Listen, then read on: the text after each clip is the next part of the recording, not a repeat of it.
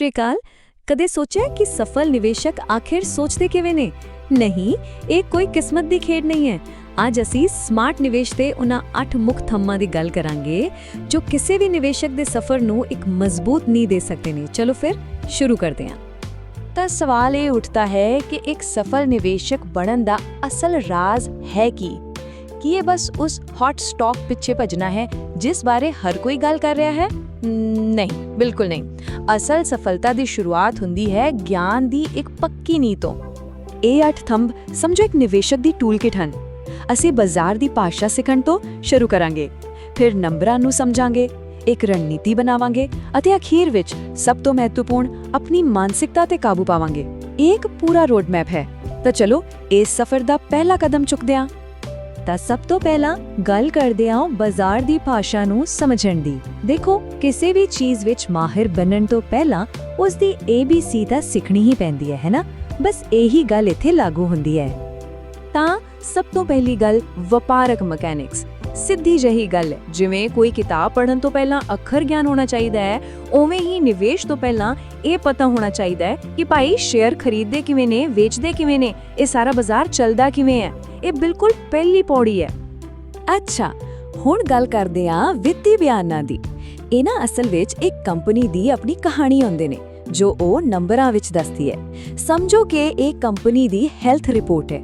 ਜੇ ਕਿਸੇ ਨੂੰ ਇਹ ਰਿਪੋਰਟ ਪੜ੍ਹਨੀ ਆ ਗਈ ਤਾਂ ਸਮਝੋ ਉਸ ਨੂੰ ਪਤਾ ਲੱਗ ਗਿਆ ਕਿ ਪਰਦੇ ਪਿੱਛੇ ਅਸਲ ਵਿੱਚ ਚੱਲ ਕੀ ਰਿਹਾ ਹੈ। ਪਰ ਇੱਕ ਮਿੰਟ, ਇਹ ਵਿੱਤੀ ਬਿਆਨ ਤਾਂ ਬੜੇ ਗੁੰਝਲਦਾਰ ਹੋ ਸਕਦੇ ਨੇ। ਤਾਂ ਫਿਰ ਕੀ ਕਰੀਏ? ਇੱਥੇ ਕੰਮ ਆਉਂਦੇ ਨੇ ਅਨੁਪਾਤ, ਯਾਨੀ ਕਿ ਰੇਸ਼ੋਜ਼। ਇਹਨਾਂ ਦਾ ਕੰਮ ਹੈ ਵੱਡੇ ਗੁੰਝਲਦਾਰ ਡੇਟਾ ਨੂੰ ਇੱਕ ਛੋਟੇ ਸੌਖੇ ਜਿਹੇ ਨੰਬਰ ਵਿੱਚ ਬਦਲ ਦੇਣਾ, ਜਿਵੇਂ ਕਿ PE ਰੇਸ਼ੋ।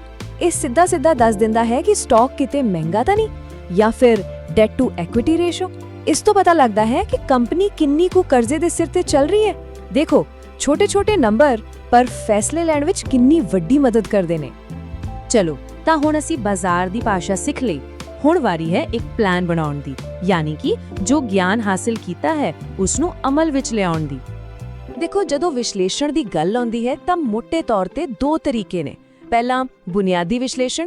ਇਹ ਬਿਲਕੁਲ ਇੱਕ ਡਾਕਟਰ ਵਾਂਗ ਹੈ ਜੋ ਕੰਪਨੀ ਦੀ ਪੂਰੀ ਹੈਲਥ ਚੈੱਕ ਕਰਦਾ ਹੈ। ਦੂਜੇ ਪਾਸੇ ਹੈ ਤਕਨੀਕੀ ਵਿਸ਼ਲੇਸ਼ਣ।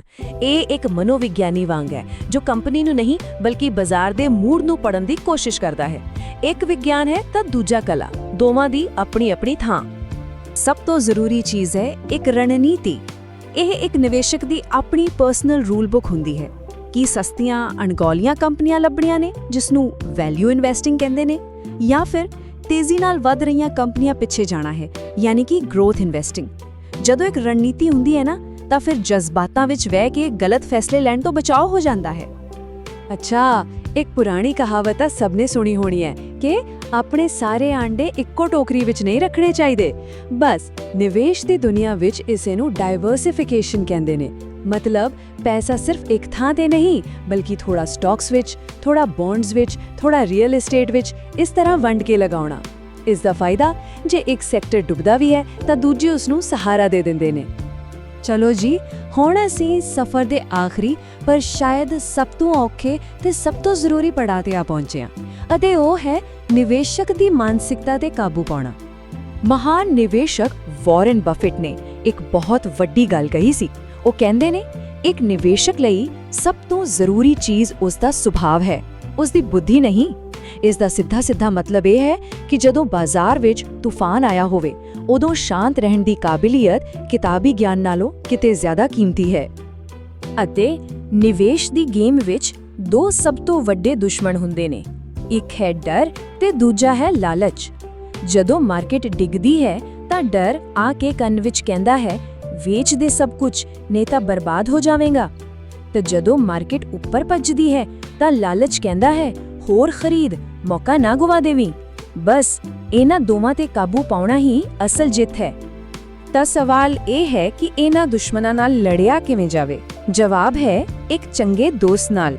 ਤੇ ਨਿਵੇਸ਼ਕ ਦਾ ਸਭ ਤੋਂ ਵਧੀਆ ਦੋਸਤ ਹੈ ਉਸ ਦਾ ਪਲਾਨ, ਉਸ ਦਾ ਜੋਖਿਮ ਪ੍ਰਬੰਧਨ। ਜਦੋਂ ਪਹਿਲਾਂ ਤੋਂ ਹੀ ਇੱਕ ਪਲਾਨ ਬਣਿਆ ਹੋਵੇ ਨਾ, ਤਾਂ ਉਹ ਇੱਕ ਸੇਫਟੀ ਨੈਟ ਵਾਂਗ ਕੰਮ ਕਰਦਾ ਹੈ। ਇਹ ਪਲਾਨ ਹੀ ਜਜ਼ਬਾਤੀ ਫੈਸਲਿਆਂ ਤੋਂ ਬਚਾਉਂਦਾ ਹੈ ਅਤੇ ਯਕੀਨੀ ਬਣਾਉਂਦਾ ਹੈ ਕਿ ਹਰ ਕਦਮ ਦਿਮਾਗ ਨਾਲ ਚੁੱਕਿਆ ਜਾਵੇ, ਦਿਲ ਨਾਲ ਨਹੀਂ।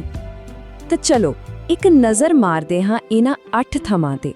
ਬਾਜ਼ਾਰ ਦੇ ਮਕੈਨਿਕਸ ਨੂੰ ਸਮਝਣਾ, ਕੰਪਨੀ ਦੀ ਹੈਲਥ ਰਿਪੋਰਟ ਪੜ੍ਹਨੀ, ਅਨੁਪਾਤ ਦੀ ਵਰਤੋਂ ਕਰਨੀ, ਚਾਰਟਸ ਦੀ ਕਲਾ ਨੂੰ ਸਮਝਣਾ, ਆਪਣੀ ਇੱਕ ਪੱਕੀ ਰਣਨੀਤੀ ਬਣਾਉਣੀ, ਪੋਰਟਫੋਲੀਓ ਨੂੰ ਵੰਡ ਕੇ ਰੱਖਣਾ ਅਤੇ ਸਭ ਤੋਂ ਜ਼ਰੂਰੀ ਆਪਣੇ ਡਰ ਤੇ ਲਾਲਚ ਤੇ ਕਾਬੂ ਰੱਖ ਕੇ ਇੱਕ ਪਲਾਨ ਨਾਲ ਚੱਲਣਾ।